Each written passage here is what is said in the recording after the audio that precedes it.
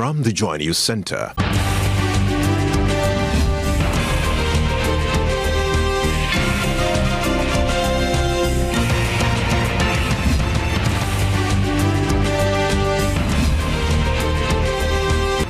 This is News at 8.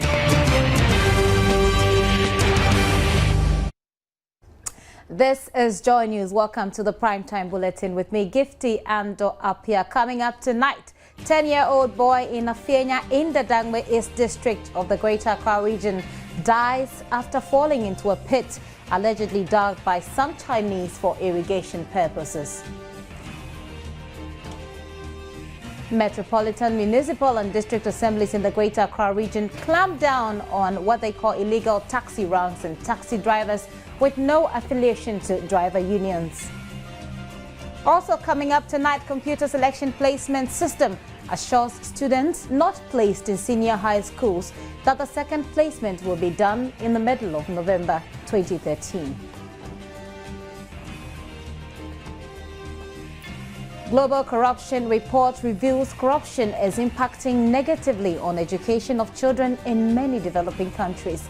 In business, new prices of sachet and packaged water takes effect. On the international front, the International Criminal Court publicly issues arrest warrant for ex-Ivorian Minister Charles. And these showbiz and sport coming up shortly. Please stay with us.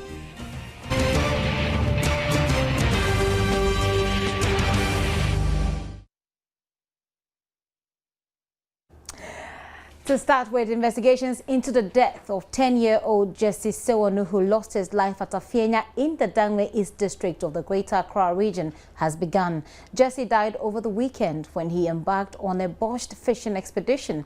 Joy News' Eric Curtis Howard visited the community. On Saturday, September 28, between the hours of 2 and 3, Jesse Sewonu, popularly known in Afenya as Edem, died right here at the spot when he and two of his colleagues embarked on a fishing expedition. Edem is believed to have drowned in a pit allegedly dug out by some Chinese immigrants. Today we are here at Afenya to speak to the family of Edem to find out what really caused his death. I can't say anything more about my son's death because I don't know what happened. Because when I asked, they say he's at home. When I was working, I called on the phone, they say he's at home. Within 20 minutes, and they comment that my child died. I was very wondering when I get there that my son was dead. So when you heard the news, what did you do? What exactly did you do? I took my bicycle, ran quickly towards where the direction that they gave me. So when I reached there, it's true that my son fell into the water. He's dead. And the dead body were lying on ground. So immediately I reached there, I'm a Votalis. So I hold him and raise him, shake him, press him for the water to come out, breathe into his nose that he'll come back to life. But he couldn't come back to life. The mood at the family house of Edem can best be described as solemn and heart-wrenching. His family have still not come to terms with his demise. Mela fama nonu dama ya sonya yomu mela fama nonu da ko nyapoto yomu be mabuduva afutu kope ko me da fodumo ko me yi me va kpo be vinya ekulanyigba ko me jejeji no avifa. Saturday was the last time Edem's father saw him. According to residents, Edem's death could have been prevented but for the emergence of several pits in the community meant for irrigation purposes. Residents claim the pits were dug up by Chinese nationals who had occupied portions of their land to engage in fish and vegetable farming. The activities of the Chinese, they also indicated, were illegal. The Chinese, upon our arrival at the farm, bolted. A tour around the facility revealed that the Chinese have dug deep trenches, some as deep as 12 feet around the entire farmyard. These trenches aside, serving as fish ponds, were also created to ward off intruders from their farms. There was a heavy presence of dogs at the place. Interestingly, there was this inscription, "Government land, keep off," boldly displayed on the walls of the farm. Per the inscription, it meant the Chinese were occupying the land illegally. Seeking answers, we marched to the Afenya police station. However, officers on duty declined to speak to us on camera. They could not confirm to us whether the Chinese had authorization or the requisite documentation to carry out the activities on the land. They, however, managed to tell us an autopsy will be performed on Edem to ascertain the actual cause of death. But for several residents at Afenya, Edem's death should set the tone for authorities to investigate illegal structures on their lands. Eric Curtis Howard, Joy News.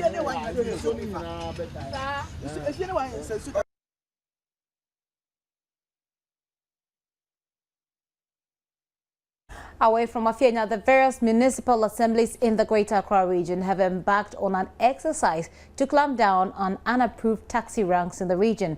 They are also clamping down on taxi drivers who have not either registered with the assembly or operating with a license from a different municipality. Now, the exercise is expected to continue till December. Imon Alante was at the Adenton Municipal Assembly and has come through with this report. Between 2007 and 2008, under the Jerry Blankson's administration of the AMA, registration of commercial vehicles was started for easy identification and security reasons. This action was backed by an LI 2180, Section 121, Subclause 1 and 2, under the commercial vehicles, and it reads, "A person shall not operate a commercial vehicle unless that holds a road transport operator's license. 2. A person shall not operate as a commercial vehicle driver unless the person is employed by or belongs to a recognized commercial road transport organization." This project, somewhere along the line, died, but this time this project has once again been revived under the auspices of the Ministry of Local Government in conjunction with the various municipal assemblies in the Greater Accra region. Well, join me as we join the Adenta Municipal Assembly as they go on this particular project. The first requirement will be your union certificate. As for the unions, there are many. If you unionize or you just one car, and you are just here. Your operation here by the regulations is under a permit type A operation, and it is regarded as a trotro operation. We are at the Manet Junction taxi rank, where they are also being recognized as an authorized taxi rank. Can you please tell us about this whole operation, how it has been like, or what you intend doing for the next few days? Yeah, the operation demands that for the first 3 days, we go around the municipality where we have our jurisdiction to close down unauthorized loading points. And this is the exercise we are carrying for the first 3 days. This is to make sure we discontinue with illegal operations as far as passenger services is concerned within the municipality. All right. Now, we've been round and you have gone through various stations. What have you seen so far and what do you intend doing? Yeah, there are areas that we have to. There is the need for us to clamp down the stations, stopping them from loading from those places. This is because they are accident-prone areas. T-junctions where you see cars parked anyhow without any control, creating congestions here and there. It is not conducive, even though they are providing services. And these ones, we have to clamp down there. What measures have you put in place to ensure that this particular project is sustained? Yeah, initially the operators seemed not to understand the whole thing. And that was what brought about some sort of people not complying. But we've been able to do much education, which has gone down well to the operators themselves. How long is this operation taking place? We are expecting to conclude the whole exercise by December. The exercise is to make sure everybody gets on board, and that is why we are doing the enforcement. We've had majority of them now on board, but we have some few recalcitrants who are refusing to, and this is why the enforcement exercise is being carried out. So from the Manet Junction taxi rank, this has been Emmanuel Ante reporting for Joy News. Meanwhile, taxi drivers in the metropolis have hit the street of Accra, protesting moves of Accra Metropolitan Assembly to get them various driver unions in the capital. According to the angry drivers, they offer essential services to the public.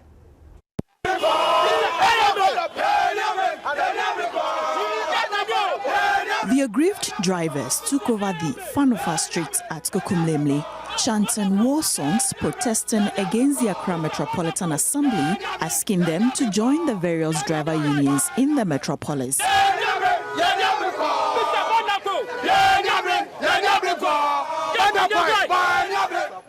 Some drivers who spoke to said the directive was unfair. Young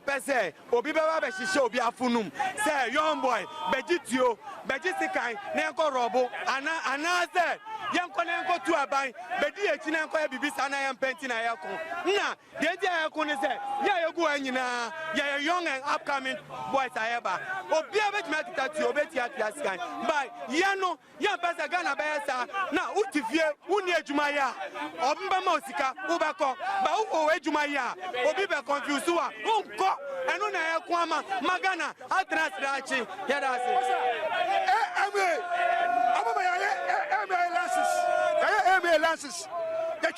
sticker. I've been saying go join the union. Union so me okada shi no say hoye ma. Me ko ta body station. Me ko say hoye ma. E je say no say go station dia. O mo yasase. Say mo nam town no. Mo patrol no. Aha na mo ko. O mo yasase o ba say go join. The floating drivers also complained that the lorry stations are congested and will only join the various unions if the AMA expands the lorry stations.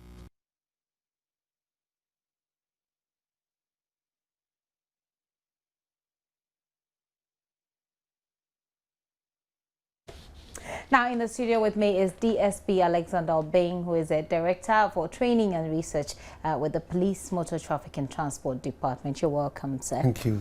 All right, now let's find out from you. The taxi drivers have decided that they don't agree with this new directive. Is it really necessary? Yeah, thank you very much. I think the Ghana transportation network and the system is dominated by private entities, and it's privately owned and it's privately operated. If you look at the Local Government Act of 1993, the Assembly has a responsibility to ensure that transport services is organized in such a way that the residents will benefit from an efficient one.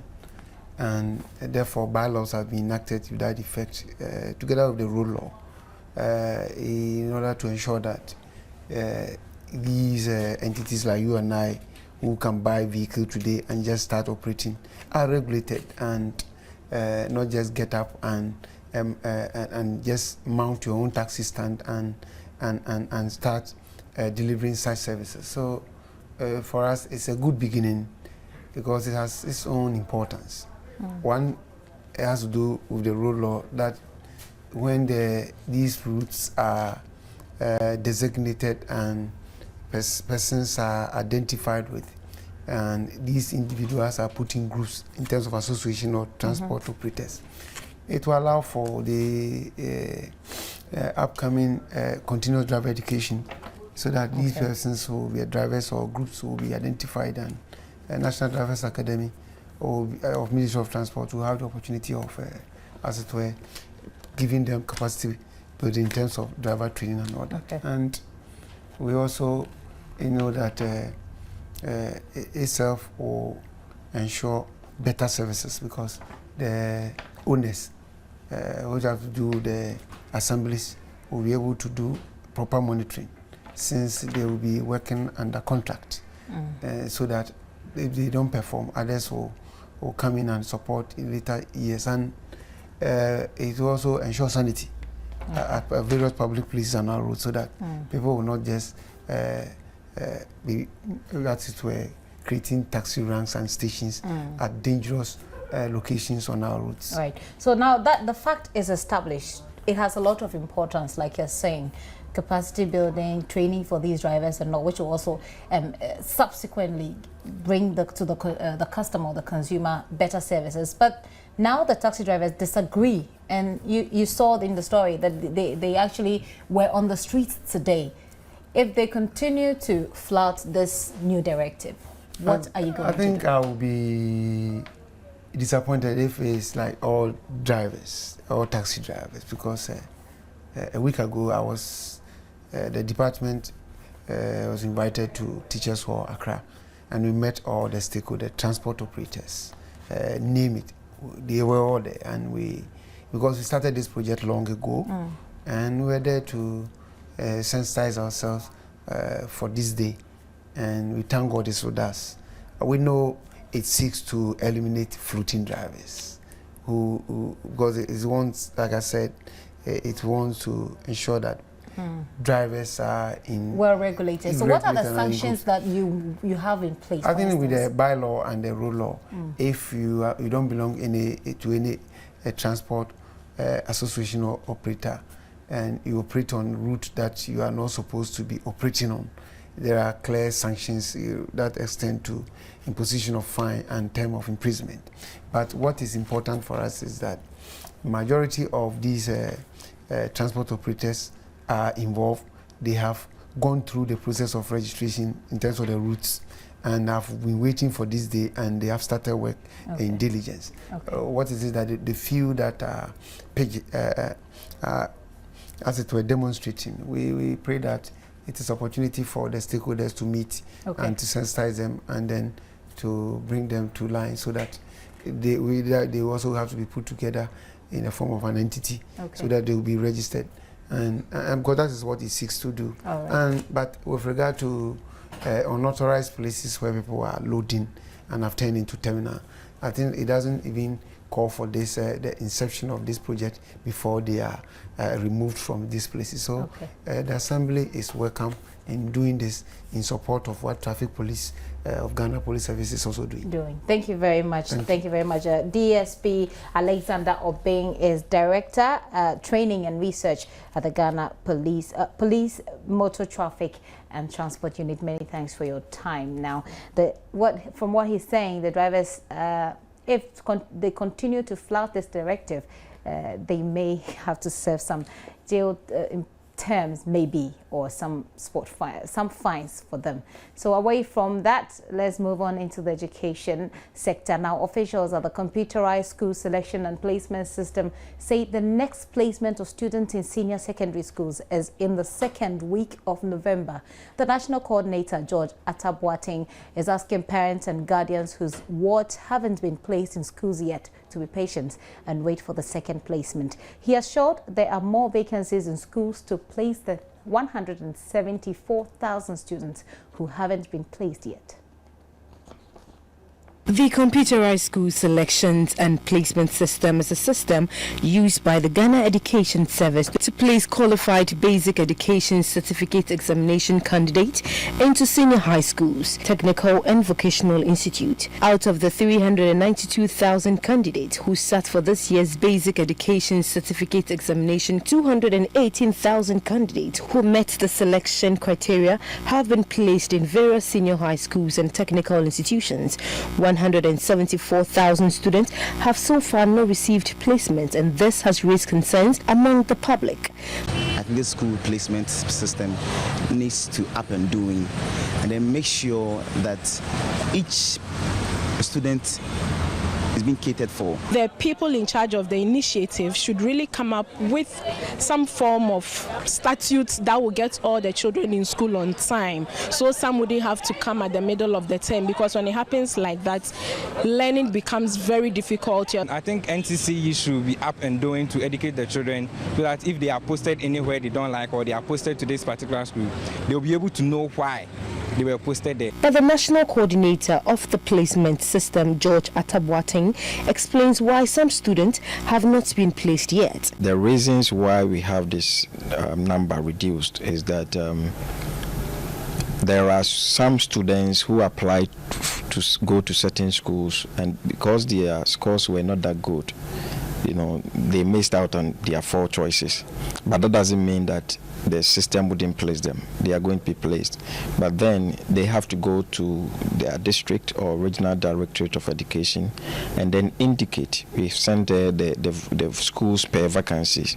So you indicate the school that you want to go into, and then, they will send it back to us, and then we place them. He also added that there are more vacancies and such students have to be patient and wait for the second placement. And then we're also going to wait on the heads of institutions, for them to declare, because if you requested for 400 students and 300 students report after this period, then probably there's room for more. So we will gather all these vacancies together and then place more students, and that's where we do the second placement. So all hope is not lost.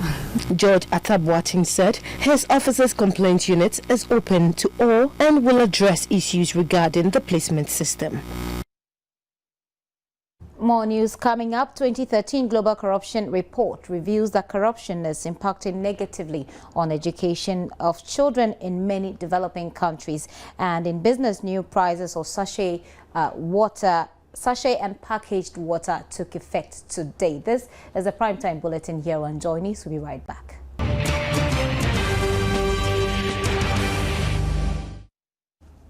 You're welcome back. The 2013 Global Corruption Report has revealed that corruption is impacting negatively on the education of children in many developing economies. A statement issued by the Ghana Integrity Initiative said corruption has undermined the reputation of the education sector in many countries. Almost 1 in 5 people worldwide paid bribes to education services last year, according to Transparency International's 2013 Global Corruption Barometer. Ghana is not an exception. For example, the GCR 2013 report that 40% of Ghanaians surveyed in the Global Corruption Barometer recently had to pay a bribe. Also, on a scoring of perception of corruption sectors, the education sector was scored 4 out of a maximum score of 5, being most corrupt. The rate of teacher absenteeism was comparatively high, as 24% of teachers were reported missing classes attributable to inadequate formal supervision and disciplinary action.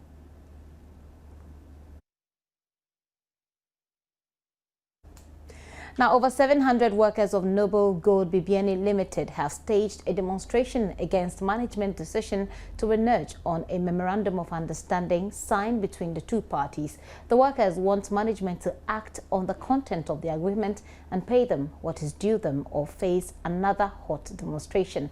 A report by Mahmoud Mohammed Nuruddin.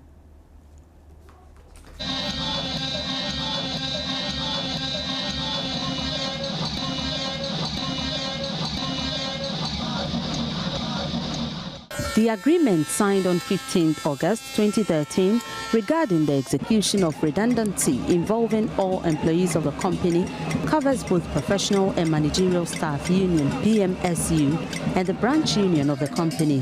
According to the aggrieved workers, management is backing down on the provisions set out in the scheduled meeting, which includes the fact that all employees going through exit medical examination receive 25% of the annual basic pay for each completed year served and pro rata for a fraction of a year served.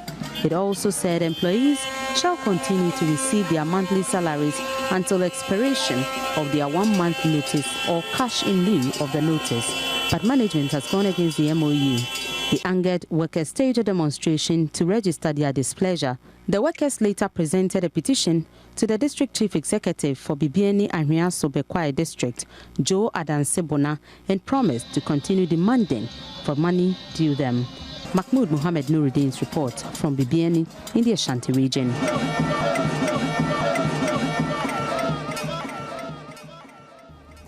In spite of Ghana being the world's second largest producer of cocoa, the country consumes only 12.5 million kilograms of cocoa products per year. To boost consumption, there have been calls to include cocoa product into the school feeding program. Advocates for this move spoke at this year's Alliance for Cocoa Producing Countries celebrations held in Accra. Ghana is only second to Cote d'Ivoire in cocoa production, having produced an estimated 1.2 million tons of cocoa beans in 2012. Cocoa is still by far the largest foreign exchange earner for the country. An estimated 800,000 farmers are employed in the sector and an additional 2 million jobs created. But the consumption rate of the commodity by Ghanaians is still a major concern for stakeholders. Every Ghanaian consumes a paltry of 0.5 kilograms of cocoa products every year. These disappointing statistics were the focus of this year's Cocoa Day celebration. If local processing apparent consumption and per capita consumption could be double within the next 5 to 10 years, there will be a tremendous progress in the cocoa value chain, and this will surely be emulated by other cocoa producing countries. To improve on the apparent and per capita consumption, it will be a great idea to train the taste of the youth in locally processed chocolate and cocoa products. This could be achieved by incorporating consumption of chocolate and cocoa products in all school feeding programs and other related activities. Minister of Finance and Economic Planning Sektekbe indicated that government will take a critical look at the inclusion of cocoa products in the school feeding program. Government will therefore continue to support the efforts of Cocoa Board to promote sustainable livelihood in cocoa communities in order to achieve the industry's goals. To this end, the support for ongoing initiatives such as farmer scholarship schemes, solar street lighting projects in remote communities, provision of good drinking water, and the development of road and health infrastructure will continue. The Alliance of Cocoa Producing Countries set October 1 as a day to recognize the contribution of cocoa farmers to the economy. Some personalities were also awarded for their contribution to the sector.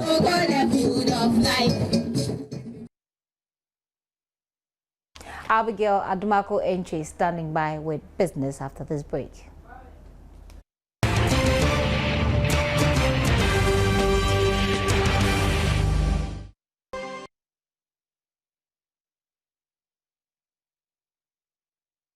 Hello there, welcome to Joy Business with me, Abigail Adomako-Enchi. Now, passengers are calling on transport unions in the country to ensure the reduction in the prices of petroleum products reflect accordingly in transport fares. Motorists, on the other hand, are worried the decrease is yet to reflect in the prices given them at certain fuel stations and are asking the MPA to enforce the new prices they have come up with.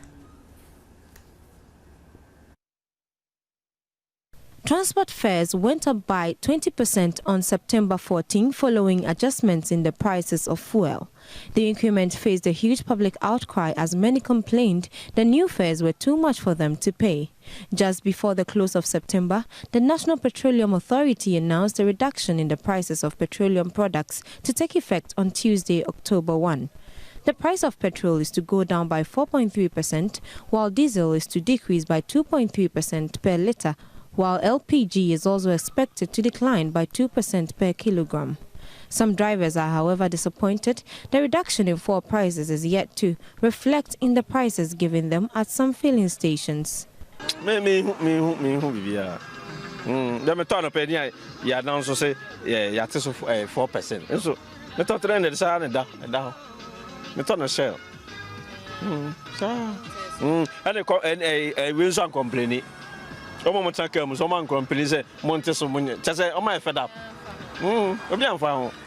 They will, however, not hesitate to reduce their fares when asked to do so.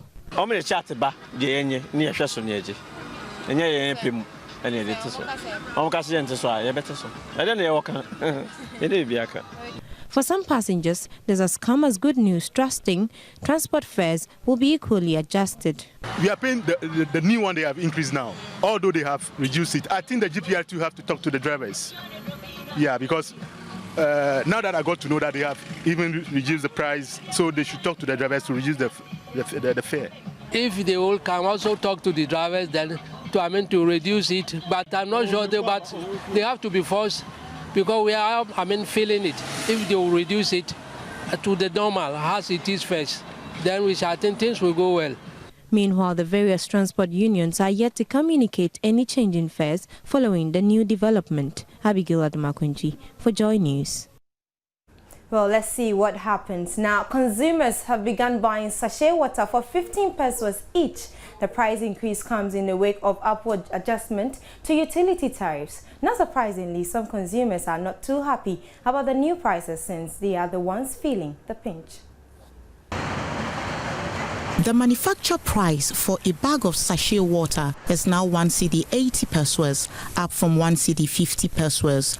Though the new price took effect today, some wholesalers are selling old stock for the new price. If I continue selling it the old price and it get finished, I'll get short. I cannot able to afford the same track I used to afford. So that means I have to increase the price to the new stocks. The price increase is more than what I'm getting on it every pack. According to Eunice, she is yet to receive any information concerning increment in bottled water prices. Hawkers have had to contend with complaints from consumers, and they concede the increment will affect their market. To me, ton for a day, maybe a day we ton bear 10 bags. Yes, and I shall say, won't to me ton 10, be a 5. Yes, and I profit I was a for the day above them. Generally, the fear is that the price of a sachet water will end up at 20 pesos due to difficulty in finding the 5 peso change. But Ruth, a hawker, tells Joy News she does not intend to sell her water for more than the approved price. I say 1,500 into me, but no matter some 500. Bebre kutame. Into me will be because it's 1,500 in tono. To master some 500 kutame. And to one pakroma 5,000, my man 3,500. One pakroma 2,000, my man 1,500. Obi what the man was say, if I'm 5 pesos, I can say 15 pesos. And to Obi Nibube for Obi and the boom for. And Obi wants to attend that I say I can radio so to what the man on Kasakra no. Consumers, on the other hand, are not too happy about the amounts they now have to pay for sachet water. We should go back to that big one, the one that it was sold like 5 pesos or something. Yeah. We should go back to that one. 15 pesos, my guy, is too much. So maybe I'll have to fill my bucket with water and put it in the car when I'm driving. I drink some. I'm 10 pesos. I change some out to me. Never change the minimum. I can cry. The son of a padechon. Yami Adumness, the sound cut off from me, and to the Sabu. You can match Samano. I bought for 15 pesos. Were you surprised? Yeah, I was surprised because of the price. Well, it was normal for me. Everything has been increased, so if the sachet water has been increased, we should take it like that. Interesting one there. Now, the Communications Minister, Edward Omane Boama, has disclosed that Ghana has signed an agreement with the International Telecommunications Union, ITU, to set up a computer emergency response team to fight cybercrime in the country. The team, to be established by January 2014, will track all suspicious electronic mails and text messages received by Ghanaians and bring perpetrators to book. The growth in the information technology sector in Ghana and Africa as a whole has been phenomenal. Africa's mobile market has grown twice as fast as the global market, and cellular subscribers is estimated to grow above 300 million by the end of this year. In Ghana alone, mobile subscriptions hit the 27,529,818th mark as at August 2013. To ensure sustainable development in the ICT industry, African stakeholders in the sector under the auspices of the ITU came together to share knowledge and experience ranging from broadband sustainability to creating a safer cyberspace. What kind of policies, what kind of national broadband policies, what kind of legal frameworks are actually suitable for Africa. We'll turn that around and say, okay, so what are we going to do about it? The next 2-3 days are going to be discussing what Africa's priorities in terms of telecommunications and ICT should be for the next cycle of 4 years. For Ghana, apart from the construction of a national terrestrial 780-kilometer optic fiber network to boost the broadband capacity, deployment of the LTE technology and the migration from analog television to digital broadcasting, other measures are underway to strengthen the sector. Ghana has an agreement with the International Telecommunications Union to set up a computer emergency response team. It is our belief that by January 2014, when we have established our computer emergency response team, as a result of the rich lessons that we are going to learn from this, if someone received a suspicious email or text message that you have won, let's say, 1 million Ghana cedis or $1 million, and you didn't know what to do, there will be a center where you can place a phone call or you can send an email just to seek advice on what to do and what not to do. The two-day conference, meanwhile, is also for Africa to prepare at the regional level for the next World Telecommunication Development Conference to be hosted by the region. Well, financing for small-scale businesses in the Wassa-Menfi East District of the Western Region is hampering development of these enterprises, with over 42,000 households depending on these businesses for employment and livelihoods. The lack of support is a disincentive to growth. Sachet water production, cocoa plantation and poultry, among others, are now the major source of income for residents in the Wassa-Menfi East District and its environs. Some youth and women have been gainfully employed in the agri sector but lacks the funding to develop and grow. Young Yao-Boatin Abibio has over 2,000 bears and says his main source of funding has been the Amenfiman Rural Bank. He hopes to expand his farm and employ more people. Currently, the farm employs 20 workers. Actually, my dream is to make it a very big farm. I want to have about 10,000 to 20,000 bears within a year so that the business can grow well. The lack of an access road and inadequate water supply is a major challenge hindering his businesses. Some rural banks are supporting these small-scale farmers to develop their farms. The larger community, the bank's direction is that we must rather empower people to embark on economic activities. So the bank introduced a microfinance scheme with the intention of helping in alleviating poverty in our communities. So far, for the past 1 year, over 9 million Ghana cedis has been distributed to 4,200 women. That means that 4,200 households have been impacted. Small businesses are hoping to rely on these banks to grow their businesses. And that'll be all for business. I'm Abigail Adomakoinchi.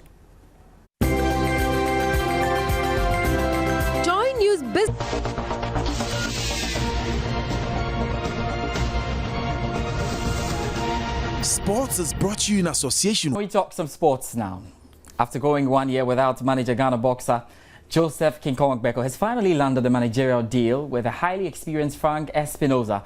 The experienced Espinoza is expected to light up the boxing career of Agbeko once again.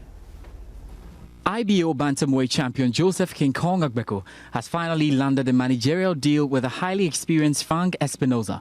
The Ghanaian boxer has been without a substantive manager since last year after parting ways with Italian-American Vinny Scolpino, who he shared with compatriot Joshua Clottey. In an exclusive interview with George Sports, Agbeko said he was working with Espinoza as a gateway to achieving big chances because he would definitely bring the big fights. Agbeko came out of an almost 2-year hiatus to claim the vacant IBO bantamweight title before his home fans in Ghana after defeating Luis Melendez, a fight which he promoted due to the deactivation of the promotional relationship with legendary Don King. New manager Espinoza also manages the likes of Abner Mares and is expected to get big bouts for the former IBF bantamweight title. There are strong indications that Joseph Agbeko could land a big clash with WBO and WBA super bantamweight champion Guillermo Ringado anytime soon.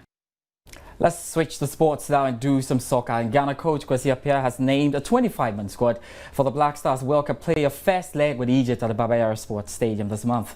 Notable in the call-up was the surprise inclusions of goalkeeper Richard Kinson, who currently plies his trade for Doza in Cyprus. A host of players returned for Ghana's first leg 2014 World Cup qualifying playoff against Egypt as Kwesi Appiah named the 25-man squad. Goalkeeper Richard Kinson gets his first call up into the Black Stars after 2 years for the October 15 World Cup qualifying in Kumasi. Also making a return to the national team are Suleiman Tari, Jordan Ayew and Jerry Akamenko. The two-leg ties will be played between both nations, with the aggregate winner going to the finals in Brazil next year. The full list includes Fatal Dauda, Adam Lassen Korase, Richard Kinson for the goalkeeping department. In defense, Samuel Inkum, Daniel Opari, David Adi, Baba Abdul Rahman, John Boy, Jerry Akamenko, Rashid Sumaila and Mohamed Awal make the list. Midfielders called up includes Michael Ayson, Emmanuel Frimpong, Suleiman Tari, Kwadwo Asamoah, Emmanuel Ajimambedu, Kevin Prince Boateng, Albert Aduma, Mubarak Wakaso, Christian Achu and Andre Ayew. And the striking department will see Asamoah Jan, Abdul Majid Waris, Jordan Ayew and Mahatma Otu feature for the Stars.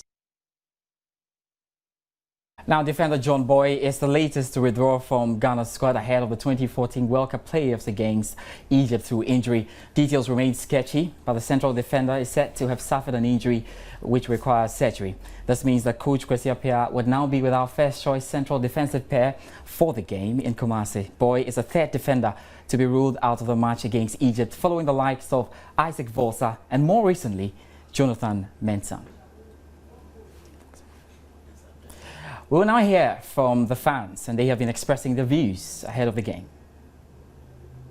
Okay, for me, it's not a bad squad at all, because if you look at the team, Coach Kwesi Appiah has kept to the bulk of his squad that played against Zambia. We also have the likes of David Adi and Guetta Fort, left back, Abdul Rahman. I mean, the coming of these two left back is an addition to the team. We have Mike Lacey and Kevin Prince Boateng, who was a doubt for this game, has not been declared fit, and so I'm sure will play in this game. I'm happy about that. I think, the usual thing. People will be criticizing some of the inclusion and some of the players left out. But at the end of the day, I think the coach, he is in charge of everything. He need to make sure that he will deliver and give us results. I will wish that he wouldn't repeat such mistakes. For me, it amounts to hypocrisy, which I don't think should be allowed. The technical team thinks that he's the best for the day. I think the match will decide whether he is the best for the day or not. But on the whole, it is not a surprise package at all, because these are already known Black Star players. And quality-wise, I believe they can do well. We can now talk about the Champions League. A number of games went on today. Chelsea managing to come back after they lost to Basel, managed to beat Steaua Bucharest by 4-0. Interesting as well, Arsenal beating Napoli by 2-0. So we'll go through the results right here gradually. Let's first of all start with Group E. And there you have Schalke 04 beating Basel by 1-0. It's definitely a good omen for Kevin Prince Boateng over there. Now Chelsea also beat Steaua Bucharest by 4-0. And then Ramirez getting a brace there for Chelsea as well. We get into Group F.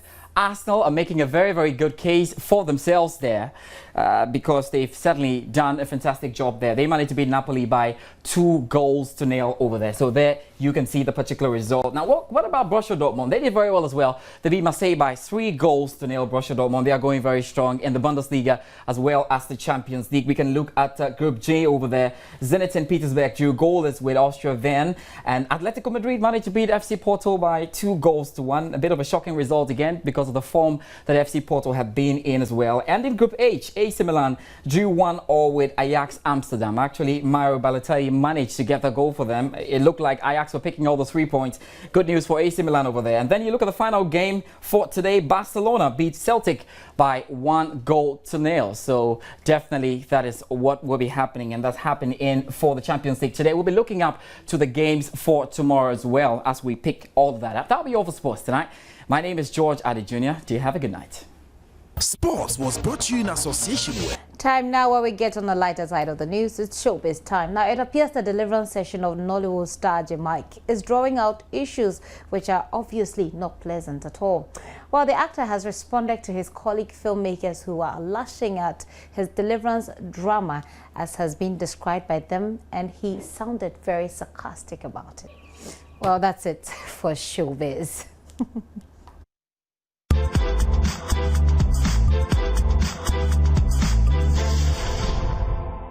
Sure. That's it for tonight's bulletin. But before we take leave of you, a recap of our top stories for this 10-year-old boy in Afienya in the Dangme East district of the Greater Accra region has died after falling into a pit allegedly dug by some Chinese for irrigation purposes. Metropolitan, municipal and district assemblies in the Greater Accra region clamped down on illegal taxi ranks and taxi drivers with no affiliation to driver unions. Computer selection placement system assures students not placed in senior high schools that the second placement will be done in the middle of November 2013.